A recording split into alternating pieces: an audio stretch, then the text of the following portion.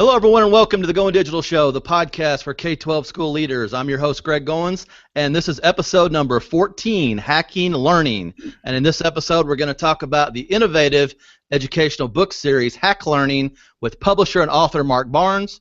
And we'll also discuss the newest book in the Hack Learning series, Hacking Leadership, with our good friends Joe Sanfelippo and Tony Sinanis. If you want to participate in the live broadcast tonight at teachcow.com, you can use the EduLive hashtag. So we'll be checking Twitter throughout the night, and if you have a question for myself or one of our guests, be sure to join in. You can always find great educational content live every Tuesday and Wednesday night at the Teach Cow Network. You can also find the Goin Digital Show now on YouTube, Stitcher Radio, and on iTunes, where we've recently been named a new and noteworthy podcast.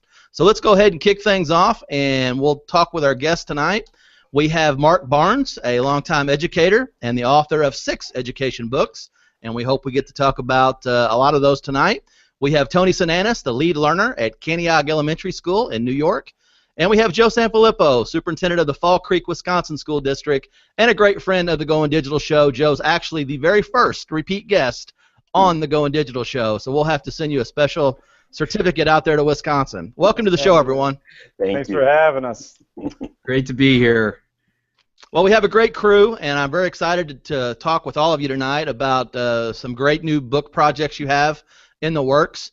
And Mark, I guess let's start with you. Tell us a little bit about your background and just give us the backstory on the whole Hack Learning platform.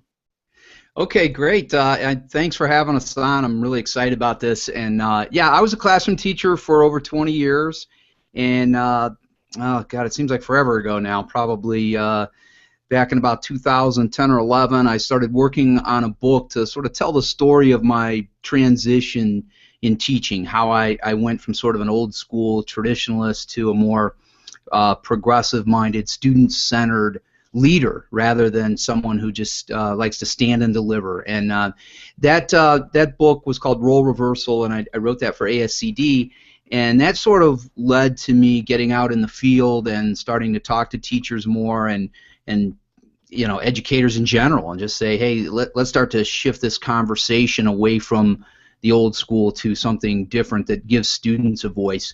And in the long run, you know, I wrote some more books, and ultimately I co-authored the first book in the Hack Learning series called Hacking Education with Jennifer Gonzalez.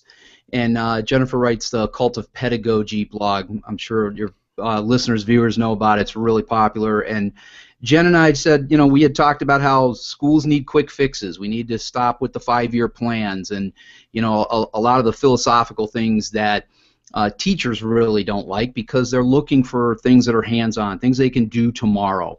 And we sort of worked out this formula, and we started talking about a lot of different topics, and Jen was great at that. She'd say, you know, this is another topic that could be done in this format, and here's a different topic. And anyway, one thing led to another, and it turned into a series, and we're now, I think Tony and Joe's book is going to be number 5, and there's 2 behind that. By the end of this year, there will be 8 Hack Learning books. Wow. And so that's what we're doing now. We're just trying to really empower teachers, and I think that's what this is all about, and you couldn't have 2 better guys to do that than Tony and Joe. You know, just the terminology, hacking education or hacking learning, you know, I guess in everyday society, the term hacking is probably considered a negative, but in education, we want to convince people to have that innovator's mindset. So can you talk just a little bit about the terminology?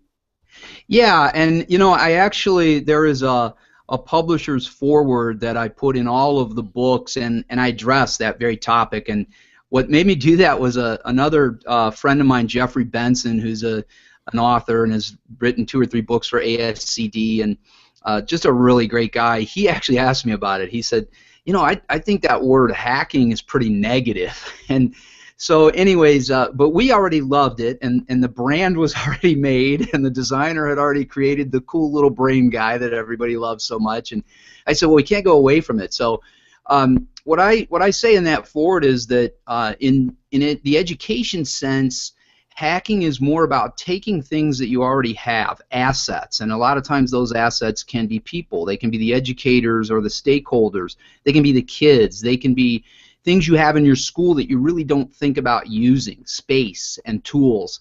And if you just take those and you sort of twist them around and look at them from different angles and you talk to people about ways to use them, you can come up with something that is using what you have but is a little bit different and a little bit better. And that sort of is what that hacker mentality is. It's the, when you think of the computer hackers, and they're not all bad. We think hackers are trying to hack into your bank account. Oftentimes, a hacker is somebody who takes an existing code and really turns it into something better.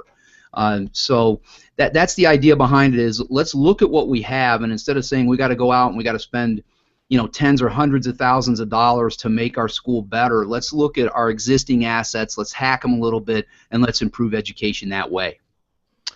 And Tony, I know that you're very successful out east as a elementary school principal, and you were actually one of the first people, or school administrators, that I had run across that had substituted the word lead learner for principal. And it seems like a very obvious thing, but the first time I saw it, I thought, wow, how innovative is that? Where did you come up with that terminology, or who gets credit for it?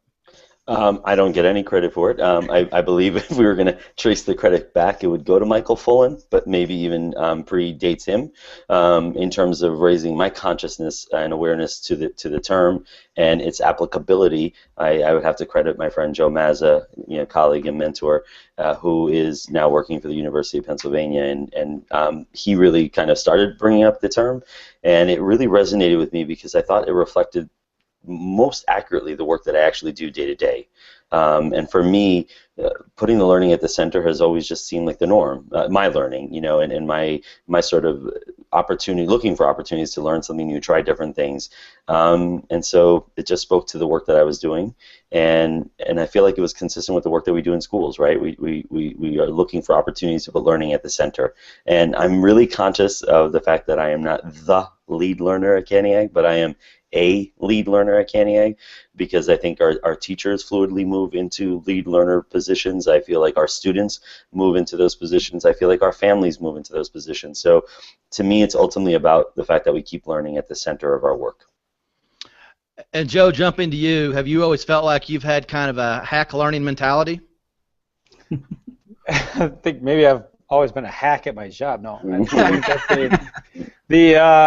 I think so. Yeah, because I think I'm always trying to figure out a different way to do things. And when I got into the superintendency job, people said, "Are you nuts? Like, why do you want to get away from kids? Why do you want to get away from having some influence? You get to the superintendent level, and all of a sudden you're just pushing a lot of papers and going to a lot of meetings and all that stuff." And so I think that's probably where the whole hacking mentality came from my perspective, because I thought you can make this job whatever you want, and I think that that's really important to understand that the superintendency can be a real drag. Right? I mean, it's not always awesome, but it can be whatever you want it to be. And if you find yourself in a really good spot, like I have, I have an incredible staff, like people that want to do great by kids, which is just the first and foremost the best. And secondly, and probably most important for me, is I've never been around a better board that just trusts educators to do their job. And we make decisions based on kids, and we make decisions based on what's best for our community. And it's truly a community, because there's 1,300 people in this village, and this school is the hub of where everybody goes to the same place on Friday nights around here, man. You get your green on, you get your Go Cricket stuff on, and I can find everybody in the village on Fridays in this building without question. So yeah, I knew that you could do it differently, and I think my wife's been pretty vocal about it though. She's like, you can be the superintendent in Fall Creek, Wisconsin. That's where you can be the superintendent. So she gets it too. Like, this is a good place for a family. Mm-hmm.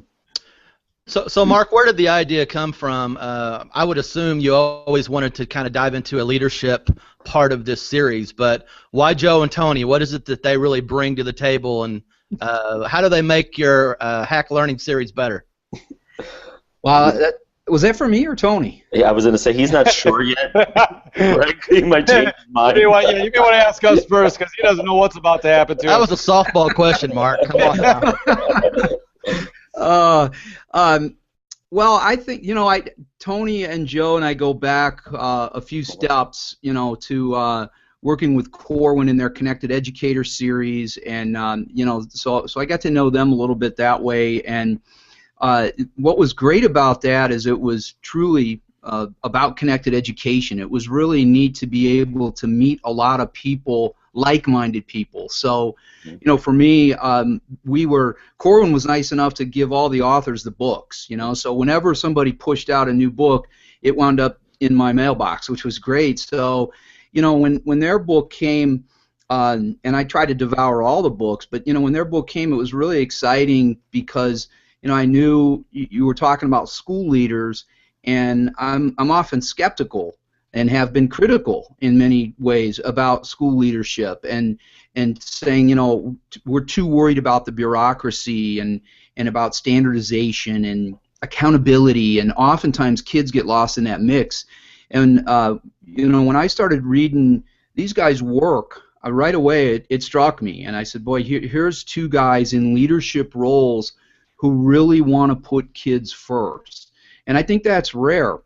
I knew as soon as there was a second book in the series, and I really knew that it would be a series, I started writing down ideas, things that have to be hacked, things that could, this idea of what you can do tomorrow. Here's some things you can do to be better tomorrow. And I started generating a list of ideas, and I knew leadership was one of them. And I got to say right away, when I jotted that down on my list of books that I wanted to be part of the Hack Learning series, these guys came to mind. And there's a few other guys similar, but not many. And so, I had a short list, and I'm just really thrilled that it landed with these guys. And Tony and Joe, this is not the first time that you've worked together on a book. You have some great books out there, especially the Telling Your Story with the Corwin series, which I think every school administrator should have. But and you do a lot of other great projects together too. But Tony, I'll ask you first. What was your goal in writing this book? How come he always gets to go first? everybody asks Tony first. I don't understand how that works. Everyone feels bad for me because I work with you. Oh, whatever. Tony, please tell me it's 7:30. This is ridiculous. I've listened. I mean, this is 8:15. ridiculous. Whatever it is. I think what was special about this project, and different than the other two, the other two books we had an opportunity to co-author. The brand new one was really zoomed in on something very specific. One portion of the work that we do, which we feel incredibly passionate about, and then the principal professional development piece in the digital age also really zoomed in on something that we feel very strongly about. What was appealing about this book was that it just spoke to leadership in general. Mark kind of gave us free reign, I have to say, and there was something so empowering about that, a little bit scary, but empowering and exciting, because it was kind of like, you go to it. Certainly we can think of dozens of problems that impact educational leadership. I mean, Joe and I made a running list, and we probably had like 50 things on the list that we, could have hacked and looked at things in a different way. And so just that alone was like, yeah, these are things that we feel strongly about, that we want to talk about. And then we narrowed it down. We narrowed it down to the things that I feel like we both kind of pour our heart and soul into. But most importantly, I just think for us it's the norm. Like, this is how we lead, not because we are looking to hack for the sake of hacking, but we were looking to hack because we felt like there were better ways to do things, right? And so I think that's also a really important point. We're not looking to be trendy, right? And like, oh, we're going to do this because this is a cool thing to be doing. We're looking to be pragmatic and practical about what's in the best interest of kids. And often that means doing things differently than the way they've been done. Schools have been the same as the one-room schoolhouse 100 years ago in a lot of contexts. And so for us, it was just about looking for ways to do things differently. And Mark kind of gave us this open platform to tell that, but to pour our heart and soul into it, which is so much a part of the work that Joe and I do, I think. And Joe, what was that collaborative process like for you? And I guess the big question is it true that your wife has had to mediate on numerous occasions whenever you and Sinanis work together? Thank you, Greg. I just woke up after trying to listen to what Tony was saying. But it's funny because I'll make fun of him every day. But there's something about writing a book with your best friend, and and that's cool.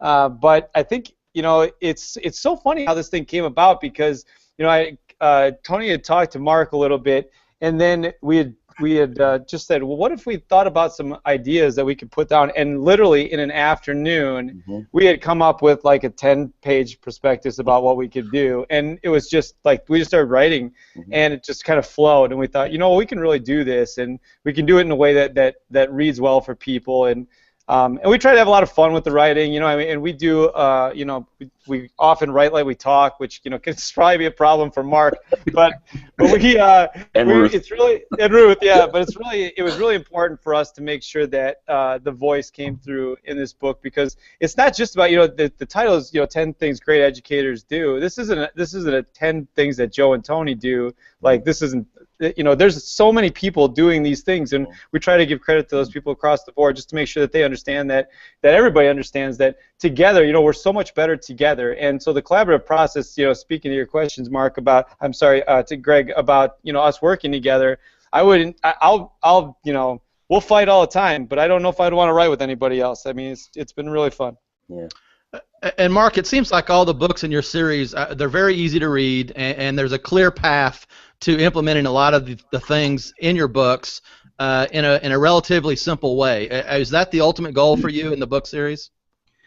Well, I mean, I think the ultimate goal is to provide practical and realistic solutions to problems for educators. And, I think that, so simplicity is a part of it, Greg. I think that's maybe, what you're getting at is it is simple. And I think the formula is a really important part of it. And so far, it's what people enjoy. The feedback we get is, the book is a little bit formulaic, and I think, and I'm not a big formula guy. All the books I wrote before Hacking Education, and then, sort of being the guy behind the curtain with the rest of the books.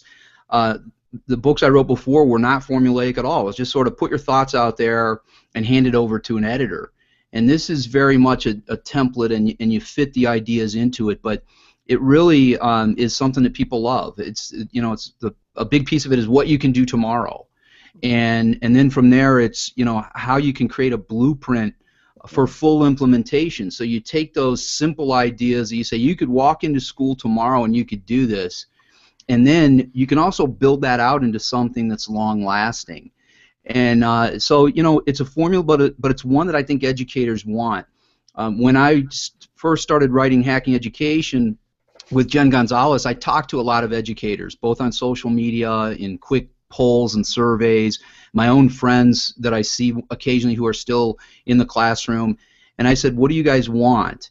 Because honestly, I'll tell you, based on my other books and a lot of work that I've done and a lot of work I've seen, I don't think teachers read a lot of education books. I think it's mostly superintendents, curriculum directors, principals.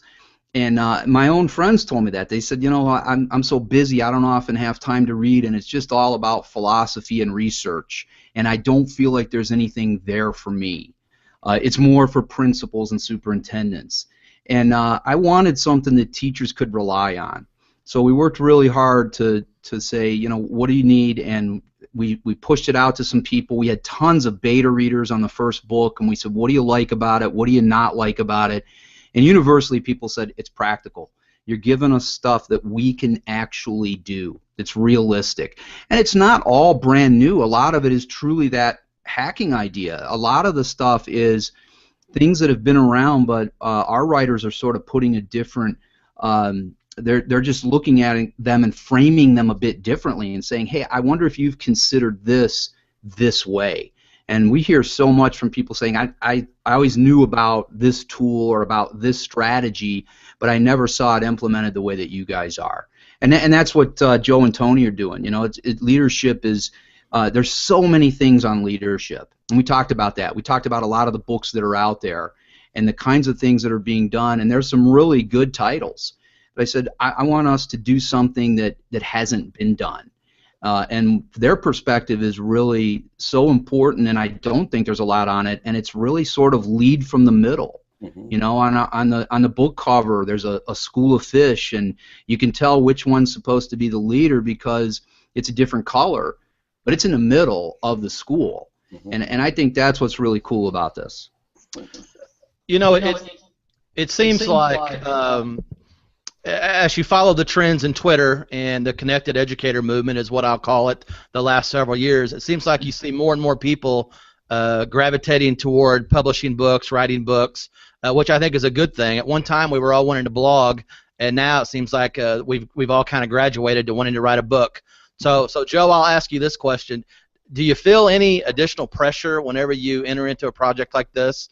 And what's your mindset in? Obviously, you want to put together a great product, but what's it like in terms of, telling your story? I learned that from you, and I know you want to tell your story and everything you put out there. Yeah, I don't really. I think it's cool pressure to have. Like Tony and I work so much better with deadlines, and we told Mark, here's what we need till this day to get a text to you, and we used all of it. It's like that whole Parkinson's law of, you'll take up as much time as it takes. But we got to the point where like we write best with a little pressure, but at the same time we write best. A lot of times we were writing at about the same time of night. Like we'd write later in the evening and message each other and say, hey, where are you at with this? What'd you think? And run some things past each other. But I think my it's not really pressure like to the field. It's pressure. It's just pressure in that it's good pressure from working with a guy that I truly respect and working for a guy like Mark that we truly respect to put out an incredible product that is going to make him proud, and it's going to make Tony proud to have both of our names on the cover of that book. So that's really where the pressure comes in. I think that there are a lot of books, honestly, and we want to make sure that ours has its place in that whole wall. If we're talking about a brick wall of evidence, we want to make sure that we have a brick in that wall, but we also want to make sure that our brick stands out a little bit more. So I think that's really the pressure that comes with it, but not really. It's just fun. It's fun to write. We love to write, and we, like I said, we write like we talk, and it's just kind of the way it works. Hey, Paulie. And Tony, I know you need to cut out, and that's fine. Thanks for being with us tonight, and we look forward to following you on Twitter, and we look forward to the book coming out. So, Tony, when is the book coming out? Can you tell us that much? The book is going to be out within the next 8 weeks is my guess. Mark will have a better sense of that. Also, that will be impacted by our ability to enhance the project as we get feedback from our amazing editor. Yeah. Her name is Ruth, and she deserves a huge shout out because she needs to write a book on hacking feedback. Yeah, that's a good point. That's a really good point. Yeah, absolutely. I'll talk to her about that. I'm serious, because the way she gave us feedback, which is very different than the experience we had at Corwin. Not bad or good, just different. And I think because it is a smaller experience and we get to access Mark whenever we want through a Vox or a DM or whatever, Ruth has made herself accessible like that too. So I imagine I'm imagining within 8 weeks or so is our informal timeline, but the great thing about this is ultimately all three of us, and now Ruth, who's in the mix as our editor, are really motivated and driven to put the best product out there. So to kind of echo what Joe said, it's not so much pressure to impress readers per se, but pressure to be proud of what it is that we're putting out there, right? We want to be able to stand behind everything we put out there because we believe in it and because we believe it's in the best interest of kids. And so ultimately that's our goal. So yeah, what's funny about that is that we haven't told Tony that I already got all the revisions back, and so she's just letting me do it. She's essentially Ruth Fox me said, yeah, I'm done with Tony. So yeah, that's good. That worked.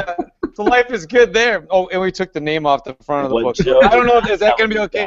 We're actually going to put your initials on one of the fish. What Joe is not communicating is, Ruth is done with me because what I contributed was so well written that it doesn't need any revisions. So it's just good to go. God, Greg, you see what you got yourself in for, man? Yeah, that's right. This is the last thing I want to say, Greg, because I do have to go. I'm sorry, but I want to say, and I think the best part about this whole experience with Joe has been what we did not know we were going to have is this ability to write with such a similar voice. I think because our heart is in the same place, and this is not about us, right? Like this is not about Joe Sanfelippo putting his name on a book or Tony Sinanis putting his name on the book. That's great, it's cool, but it's about trying to change the narrative of public education or education in general. And to be able to be a contributing voice to that is really an amazing opportunity. So I must thank Mark again for giving us a space to kind of create this text that we're so excited about and can't wait to share with the world, because that's what this is about. Together we're better, and so we're just proud to be able to contribute to that. Well, thanks for being here, Tony. We really appreciate it. And if you haven't already, you need to follow Tony and Joe and Mark, all three really, on Twitter and social media, and stay current with what they're doing. Tony, you're doing some great things also with TouchCast and video in your school district, and you've really inspired a lot of people. Thank you, Greg, for having me on. And just to point out, anything after 7:26 or 8:26, depending on what time zone you're in, 26 because those are the only two. Yeah, do not listen to anything that Joe Sanfelippo has to say. And Mark, I expect you to really mediate what's going on here and put a stop. You're only saying two of the time zones. You're lucky I know that there are two. Good night. I love you guys. Thank you. So, Joe, without giving too much away, we're anticipating the book release, and of course we want people to rush out and buy as many books as possible. But can you kind of break down, how is the book organized, and what are some of the things that we're going to find when we read Hacking Leadership? Well, I think Mark has set up a really, really cool process where it's about what the problem that educators are having. It's about, just a little background on the problem. It's about a hack in terms of what you can do to solve that problem. And I think that's probably where Tony and I got into trouble, because one hack wasn't enough for us. We had to make sure we had like 2 or 3 in each way, because we thought that there was multiple ways to solve some of those problems. But then also like what it looks like in action. So not just will the reader get the experience of why, what you can do, but then somebody who's done it. So not only do you get the experience, not only do you get the knowledge base of how you can fix that problem that are very common problems, transparency in school and the hiring process and all kinds of stuff that goes along with that, but also you get a connection to people. So you read the book, you talk to, you have us obviously, because we're going to be really interactive with the book, but you also have stories of people from across the country doing like crazy good stuff. So I think that's really important that Tony said it before he took off, and that is that we're all better together. So though the text is helpful, it also connects you to people so you can have real conversations. And anybody that we reference in the book is not just because they have a great story, it's because we know that if they reach out, if somebody reads the book and reaches out, that person is going to connect with them and make them a better educator. And Mark, can you take us behind the scenes a little bit and talk about the process from the time that you connect with Joe and Tony and you agree that this is the idea and the direction you want to go to the actual publication date? What does that look like, and how many revisions are we talking about? Are you putting red marks on the paper and mailing it back, or emailing, or how's that work? Well, it's an incredible process, Greg, and one that I really enjoy.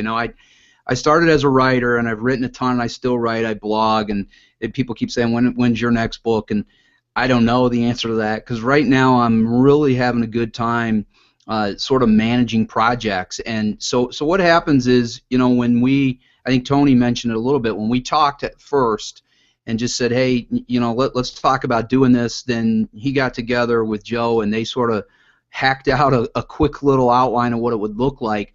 From there, what we do, and I think this is a really neat thing, and I think we're more able to do it with my company being small, is we communicate a lot through back channels. And this is actually something that Jennifer and I wrote about in Hacking Education. One of our hacks was to try and cut back on as many teacher meetings as you can, and to use back channels, to use a web platform like Dropbox or Google Drive, and to put your documents there, and then to talk to people through Twitter or Voxer or something like that, so that people can sort of meet on the go, and we called it in the cloud. And that's really what we do with the book process. They get an idea, and then I said, hey, why don't you guys work on it, and let's talk next week. And that really very rarely means a phone call or Skype. What it means is Voxer. We communicate on Voxer a ton. So they'll reach out to me. We're all three in a group, and say, hey, this is where we are. What do you think of this? What do you think of that? And then maybe I can't get back to them at that very moment, but maybe it's a few hours later or the next day. And we sort of carry on a conversation, and then they would go back to writing, and maybe another week would go by. And that's really the neat part of this, is that you're sort of, I don't want to say building the airplane in flight, because that sounds negative, but it's really sort of creating something on the go.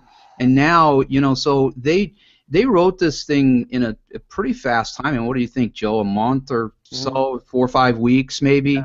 Probably about 5 weeks, yeah. Yeah, and then from there, we put it right into my content editor's hand, and her name's Ruth Arsenault, and she's up north in Canada.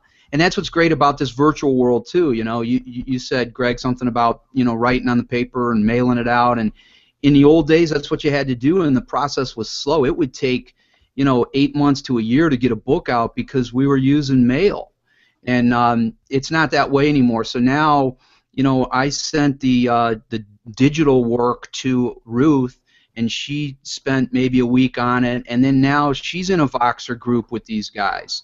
And I think that's a really unique thing. You don't get a lot of that in the publishing world. Typically an editor has the work and they keep it for, maybe 2 or 3 weeks, and sometimes a month, and then they send the whole thing back to you sort of marked up with their comments and X through work and all that, and then the author has to go through and work with it for another few weeks. And that's really a process that can be very slow.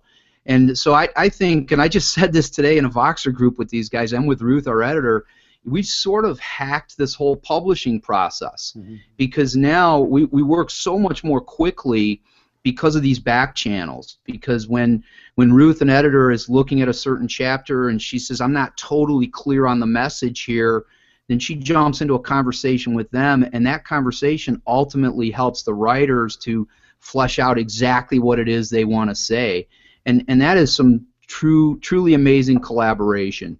So from there, they'll finish this process up in a week or two, and I'll give it to a proofreader who will go through probably only in 2 or 3 days, and then it goes off to design, and it's all done virtually. That's what's great. Again, I'm in my office right now. You look over my shoulder, this is my family room, and this is my office, and my team is all out there. They're in different places. They're in Canada, they're in California, they're all over, and I'm just sending them work, and they're working on it, and then they're sending it back. And then if I need a change, I email it back, and they work on it, and they send it back.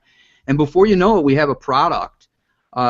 Tony said 8 weeks. I think we're closer to 5 or 6 weeks out. I believe this book will be available to the public probably in late April. And Joe, you and I both have the opportunity to teach in higher ed and within ed leadership programs.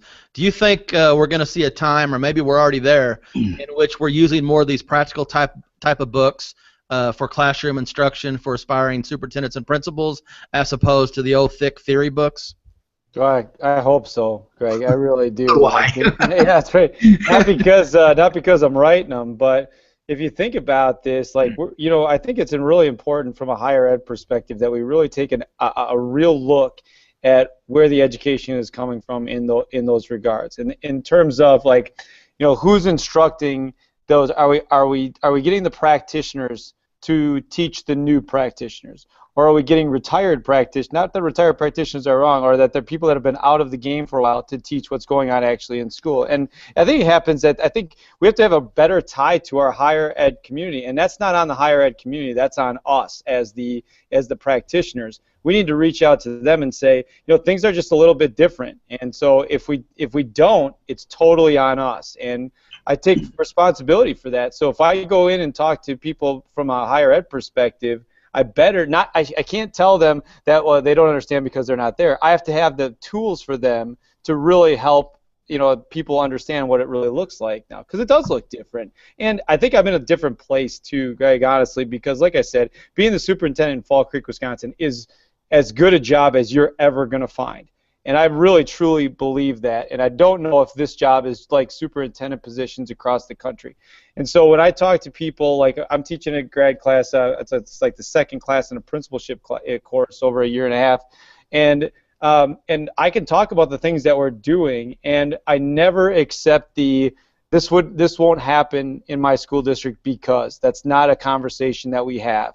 The conversation is let's hack that process, right? So it doesn't work right now, from a hierarchical standpoint. What can you do in your space to make sure that it does get better? You're responsible for a piece of that too. So if I feel like I have to, I got to help if I feel like there's something at the higher ed level that's not going as well as it could, I better be willing to step up and say, here's how you can change it. And I better be willing to sit down with the people and help them do that without just saying, here's why you should change it. Here are the tools. Make yourself available, get into those classes, and all of those things. So it's really important that, you do have there's a philosophical bend, obviously, but I don't, philosophy's not changing anything. Like me knowing a bunch of philosophical components doesn't change what happens when a second grader gets punched in the nose, right? So let's figure out a better way to do it to make sure that the leadership knows and understands how they can do things differently, give them the tools to do it, but then also, as part of the connected community, you better be there helping them get connected to more people, because like we say, we're better together. And I have the opportunity to teach classes like leadership theory, current trends in education, a lot of those type of courses. And I've actually been using your book on telling your story. I use Eric Schenniger's books, and I use The Innovator's Mindset by George Couros. And why can't we use the Hack Learning series to work with all these aspiring administrators? So I think that's certainly something that we need to think about as we continue to talk about shifts in education. Mark, if you're looking for new talent or looking for people that have a book idea, what's that conversation like? Well, I'll tell you, it's been a busy conversation lately, and I guess that's a good thing. A lot of it takes place at first through email. I've been getting, I don't know, on average at least 2 or 3 pitches a week. And I think that's great, because I think it means that people realize that the series is a real thing, and that times 10 books, my company, is a real thing. And so I'm getting a lot of people who are reaching out to me through email, and a lot of times it just starts with a short pitch, which I like. I tell people, if they say, hey, I want to tell you an idea, I say, give me an elevator pitch. And for me, I want something that, if it's written, it's maybe 3 to 5 sentences, and if we're talking, it's maybe 30 to 45 seconds. And I said, if you can tell me what your idea is and what problem it solves, and how it's practical for teachers, then you'll probably have my attention. So I get a lot of those, and sometimes my response is, this sounds really like a great pitch for a book that I think will help teachers. So let's go to the next step, and that's typically an outline with some chapter ideas. And the key in there is always, what's the problem, what's the hack, that unique solution that's going to fix that problem, and give me some bullet points for things that I can do tomorrow. Because that, again, is really the backbone to all of the Hack Learning books, is we want teachers to read it today, to go into their classroom or their school building tomorrow, and to be able to implement something immediately. So, yeah, those are great conversations. I spend a lot of my time now going through emails and responding to people, and then getting them to respond back. And ultimately, if it seems viable and people are ready to go, and I think the idea is something we truly need, then we take the next step, which is sort of what I did with Tony and Joe. Are there any misconceptions that people have when they come to you with an idea, or maybe have an interest in approaching you about doing a book? Yeah. Well, I think misconceptions, for me at least, and this is tough because I don't like to quash people's ideas. And I think first of all, it's hard to find teachers or educators who are willing to put themselves out there. And that's a big part of this, is when you write a book, you take a chance. And it isn't just that maybe people won't buy it, but it's, you know, what will people say about it? And, you know, we're in this incredible connected world now, and people are talking about everything. You know, you pick up a book, and, you know, someone will jump on Amazon and write a review, or someone will jump on Twitter and say something about it. So I think there's risk there. So for me, I'm always excited when people have their ideas, and I hate to say no, because I want educators to write. But the misconception, I think, is often, at least with the Hack Learning series, is that people have a book that really fits the series. I get a lot of people who come to me with ideas, and I say, I think that's a neat idea, and it might turn into a book for you, but I don't know that I can fit it into the framework of my Hack Learning series. So I think that's the one thing, is people say, I've got this book, and I say, I'm not sure that it's a book that's right for us. But that doesn't mean that it might not be right for someone else. And there's tons of great publishers out there. And I want to switch gears just a little bit, if we could, and talk about podcasting a little bit, because all this kind of ties together. And Joe, I know you and Tony have recently launched your new Successful Schools podcast on the Blab platform, and I love that. Those are great shows. And Mark, I know you have your Hack Learning podcast as well. It seems like podcasting, you know, there was a time not too long ago where, you know, podcasting wasn't really for the cool kids, so to speak. But now you have more and more people that are trying to put some of their thoughts out there in a podcast format. And I know, Joe, that you worked with the BAM Radio Network for a while, and now you and Tony are doing the Successful Schools podcast. Just talk about your podcast experience, if you could, Joe. Yeah, I think that the podcasting piece has been really transformational, not in the work that Tony and I are trying to get out there, but just, you know, from an education standpoint in general. So yeah, we had a great experience with BAM, and thank them for the platform. They were actually the first group that, like, allowed us to kind of get out there and honestly tell our story, which was fantastic, and had a great experience there. We wanted to do something different just in terms of a video, and we also, you know, our schedules were just all over the place, so we had to come up with something that usually ended up being on a weekend, and it just didn't fit with where we were going there. So we decided to come up with something on our own, and it's not, you know, it's not nearly as polished, and that's fine. It's just we're trying to get the words out there, trying to get people on, and that kind of thing. So yeah, we started doing that, and I think that it was important for us to make sure that we had a just kind of a platform to have a conversation and bring people into the conversation, or just have it, you know, and that started. And so what we've been doing is really talking about empowerment and really taking on what successful schools do differently than schools that may be struggling a little bit, specifically in the area of culture. And if we feel like if you can solve the culture of the building, if you can build relationships 30 seconds at a time, then the stuff that you can do in your building is just phenomenal. So that's what we get out there through the empowerment of you know, trying to empower leaders to take those things on, and that's where the podcasting started. And what really happened, you know, honestly, I think the podcasting piece was also something that we found in our schools, if it was a video cast or a podcast, that parents just like jumped at. So I started podcasting with kids last year, and it was so, like, I think there's this misconception that it's just this really big production, and it's not. I mean, you can do it a couple different ways. You can do it like we have a short intro and exit and that kind of thing in our podcast, but you don't really need that. You know, like when I do podcasts for our school, I take my phone out. I've got an iRig HD mic that I walk into hallways with. I sit down with a student, ask them what they're doing, why they're doing it, and what they could do, you know, what kind of story that they want to tell. They tell it, it gets out there, we put it on our social media channels, and boom, podcast. So, and the kids love it. I mean, am I going to be on the radio? I heard this person on the radio, and I saw this, and so, you know, we want that. We want that feeling. The thing about this, Greg, that people need to understand when it comes to the podcasting piece, for kids in particular, is that is authentic learning.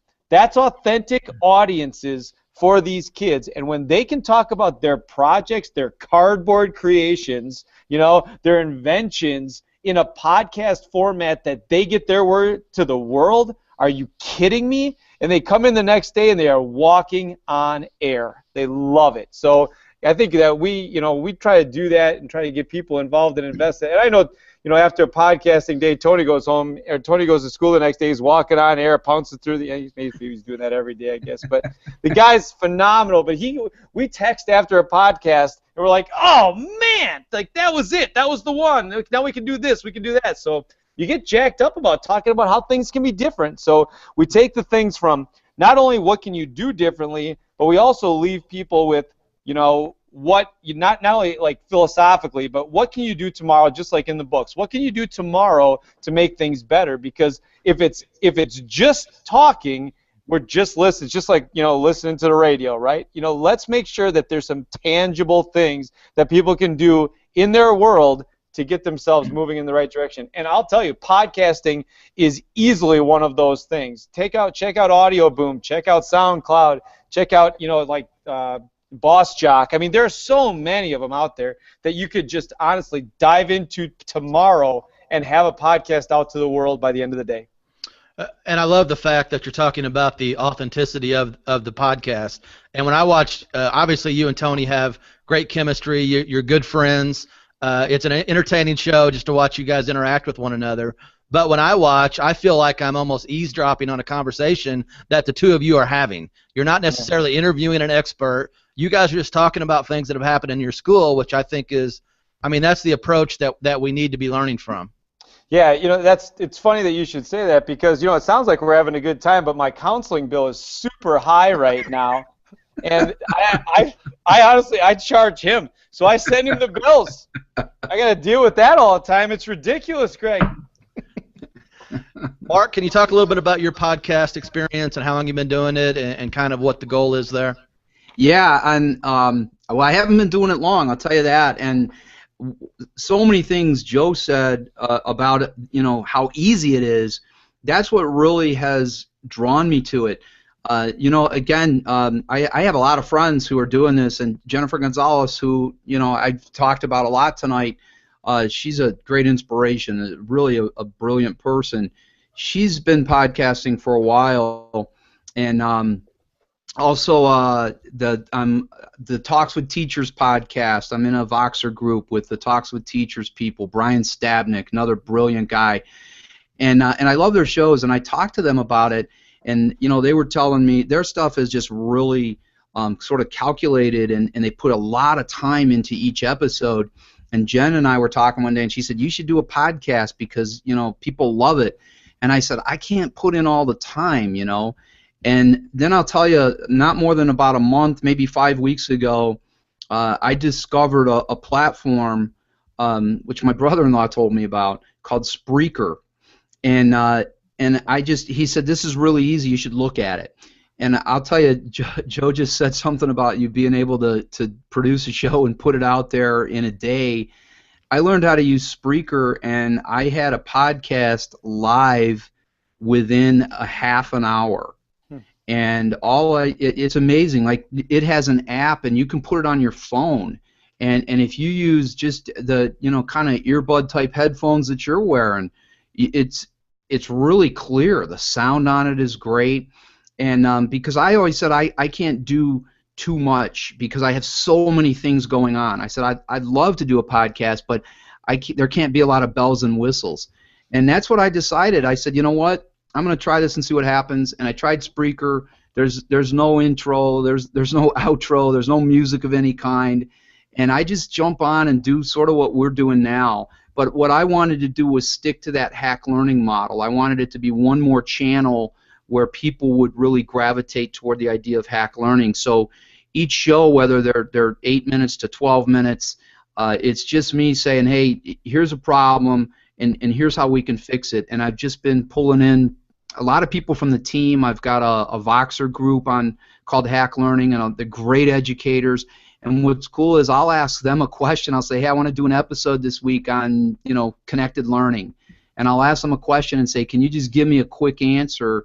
And then what's great is I take their recorded voice, and just like we're doing now, I've got my microphone in front of me, and I click record with Spreaker, and then I'll hold my phone to the microphone and play a little blurb from the people, and it integrates beautifully. It sounds good, and you can I don't edit them at all. I mean, it's it's crude, So we'll see how much people really like it. But it's just pretty much, I'm talking, I add some voices in, and I hit publish.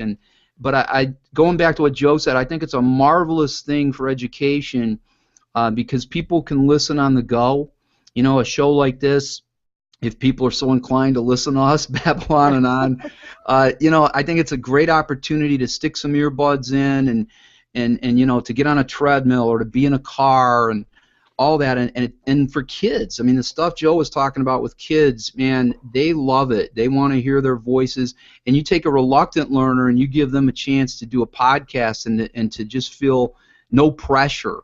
And to say, hey, this isn't for a grade or anything like that. Just tell us what's on your mind and what you're learning and what you're excited about. Man, even the most reluctant learner will do it. So it's a lot of fun. I'm enjoying it. And I don't know about you, Joe, but I still have a lot of people ask me, how I do this show. They think that it's some kind of magic formula or I have some kind of fancy program. I mean, this is a free Google Hangout, and all I'm doing is pushing the record button. And then I save the audio file and I push it out to iTunes, and we're on Stitcher Radio now, and it goes directly to YouTube. So it's inexpensive. My only expense was buying the microphone and maybe a better set of earphones. But it's something that you can easily do and continue to tell that story. And the thing I really like about Blab is kind of like Google Hangouts meets Twitter. Mm-hmm. So tell me about your Blab experience. And at least in my area, people still don't know a lot about Blab, but I promote it whenever I can.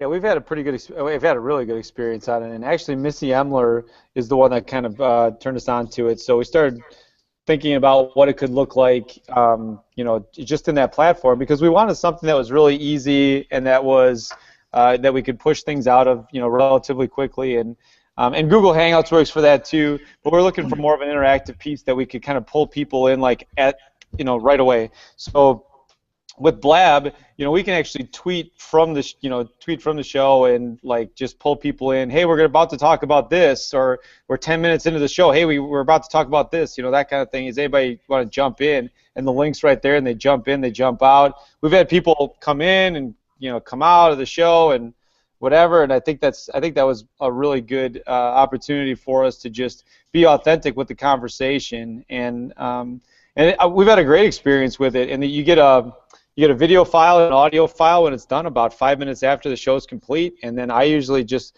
I export that to GarageBand and throw the intro and the exit on there. It takes about 10 minutes total, and we're up on iTunes and on Stitcher, and there it is. I use Libsyn to upload all that stuff, and sometimes we'll use Post Planner to make sure that it rotates a little bit to get more movement out of it, but all of those things are secondary. I mean, really, it's just if you wanted to just do it down to bare bones, it's essentially just grabbing it off of Blab, sending it out, and then having the link available that you could send that right to any of your social media channels and go. But Joe, that sounds a little bit like hack learning. Yeah. You think about that, Greg. In the beginning, you were asking about that whole idea and what it is. And I said, you take a look at things that already exist, and how can you sort of reframe them? How can you put various things together and use them to create something different? And Joe just talked about 2, 3, 4 different tools. He said, you could push out your podcast or just your Blab, but then you can use GarageBand, and you can use different things to import little intros and outros, and then you can create certain links and share it a certain way. And that's really what we're doing. You take a lot of different things and you mix them up in ways that people haven't thought of, and you come up with something really unique. And I'm still amazed if you think back to 5 or 6 years ago. We weren't really on social media, or at least I wasn't. And thinking about how we're going to connect with people. Joe, can you go back and think about how things have changed for you the last 5 or 6 years, from being a former basketball coach and principal to now people are wanting you to speak about leadership all over the country? Yeah, that's a really great question, Greg, because I don't know. I mean, it felt like it was so fast, and I guess when it comes down to it for me, it was okay, here's how it started.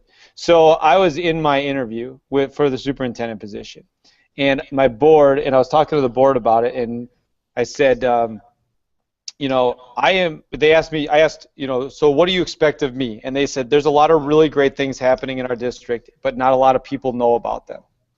And I just told, I was very honest, and I said, I will not be the best superintendent you will hire, but I will definitely be the loudest superintendent that you hire. So if you're okay with that, let's get this thing started. And so we started a social media channel. We started Facebook. We started Twitter, and it just, like, we got a couple of wins early. One of our posts that we did with our staff, we had a staff meeting, and as the staff was coming out of the staff meeting, I had some kids show up, and we put a red carpet out, and we had kids show up behind these ropes, and so teachers walk out of this meeting, and there are kids screaming and yelling like it's the Oscars for them, taking pictures and asking for autographs. And that went to, we had the local media there, that went to their Facebook page, and that night we were on CNN.com for one of the most popular stories of the day.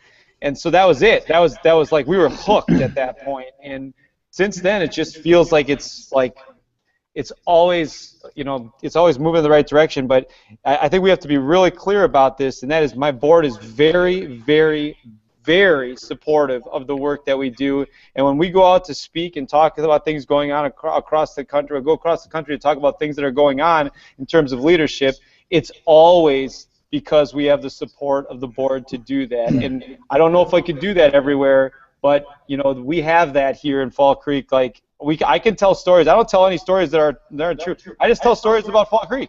That's it. We got great things going on, man. Go Crickets in every corner of the world. That's all. Yeah, and if you want to follow all the great things happening in Joe's school district, all you have to do is use the hashtag #GoCrickets, and you'll see all the amazing things that are happening there. And Joe, you've inspired me so many times. We actually had the chance to meet at the Future Ready Summit in St. Louis, and I appreciate all the time you've given me and the show. So, Mark, I'll give you the last word. If you can kind of tell people why they need to embrace the Hack Learning book series, and why do they need to come to the Hack Learning website?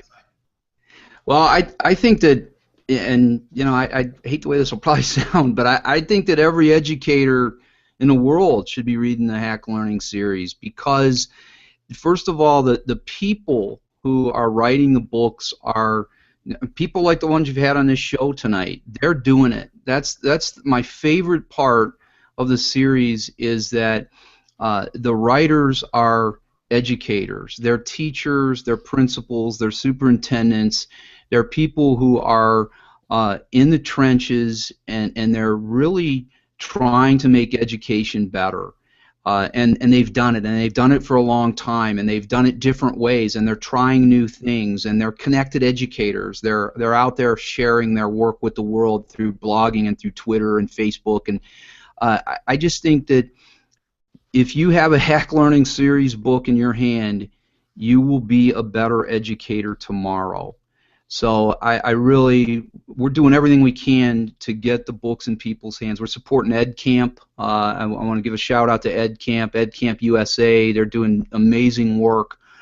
We've given about 400 or 500 books to EdCamps this year already. We'll continue to do that. So we're doing everything we can to get the books out there. Nobody's getting rich here, but I think that we're impacting education, and I'm really excited about that. And if you come to hacklearning.org, there's information about the books. There's profiles on the authors on our team page. There's links to their content, to the podcast. It's all there at hacklearning.org, so I hope people will visit. Well, I certainly want to thank you both for being here. It's been a wonderful show talking about the Hack Learning series, and you know, you definitely want to be looking for Joe and Tony's book, Hacking Leadership. And a big thanks to Tony Sinanis. He had to jump out early and take care of some things at home, but it's always a pleasure to have him and Joe on the same program at the same time, so we can get a little feel for that new podcast they have going. That's right. It's the best half hour ever at the end, right? Second half hour is much better. Make sure you tell them that, Greg. If you missed the live show, be sure to find us on Stitcher Radio, iTunes, and YouTube.